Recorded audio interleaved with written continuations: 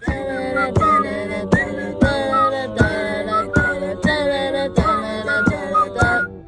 February Revolution was the first phase of the Russian Revolution and lasted from March 8 to March 16, 1917. The main focus of the revolution was to overthrow the monarchy due to conflicts in food shortages, supplies, and class war. International Women's Day was on February 23, 1917, where a large group of working class women gathered at the center of Petrograd, which was a peaceful protest for bread and peace. The abdication of Tsar Nicholas II was where many of the Russians believed that Tsar Nicholas was unfit to rule the country. He was forced to abdicate the throne due to many social reforms. The Duma was a legislative assembly of Russia and of the former Soviet Union. It was established by Tsar Nicholas II and served as a representative assembly with advisory functions. October Revolution was October 25th to October 26th in 1917. It was led by Lenin, who was the Bolshevik leader and founder, and the Bolsheviks followed after that, which was an organization created by Lenin. The main goal of the October Revolution was to overthrow the provisional government led by Alexander Kerensky. Lenin and the Bolshevik Party followed the ideology of communism. Since the provisional government was still weak, Alexander Kerensky would push further to establish the provisional government as the main government in Russia. Because of that, Lenin would push harder to establish communism before it was too late. Meetings were organized between the Bolshevik Party led by Lenin for the upcoming revolution. Okay, because of suspicions for upcoming revolution, Kerensky would push for stricter security. On October 24th, the Bolsheviks began invading Russia. There was not a lot of resistance and things went easy. On October 25th, the Bolsheviks arrested ministers and Kerensky was never found. He left Russia. The revolution succeeded by October 26th. After the October Revolution, Lenin officially was established as ruler of Russia.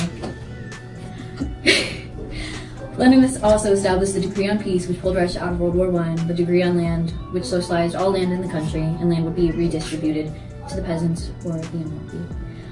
After that, the old provisional government was replaced with a new one, and it was called the Soviet of the People's Commissars. I don't know, I said Commissars. The old provisional government was replaced with a new one called the Soviet of the People's Commissars. That's how you say it. New government consisted as Lenin as the chairman and the Bolshevik as members. Done. So after the Bolsheviks seized power in October 1917, their military force was called the Red Guards, and it consisted of volunteers. The Red Guards were untrained and they lacked military discipline and readiness. Let's go, thought bubble. Okay, so Leon Trotsky had a tremendous impact on the victory of the Reds, which we'll get into in a bit. In his late teens, he was a socialist propagandist, and this would eventually lead to his sentencing of 4 years to exile in Siberia, not an island. But he escaped with a forged passport and took on the name Leon Trotsky. So he was in Russia during the 1905 revolution, and that's where he met and worked with Vladimir Lenin, who, as you can see, liked Marxism.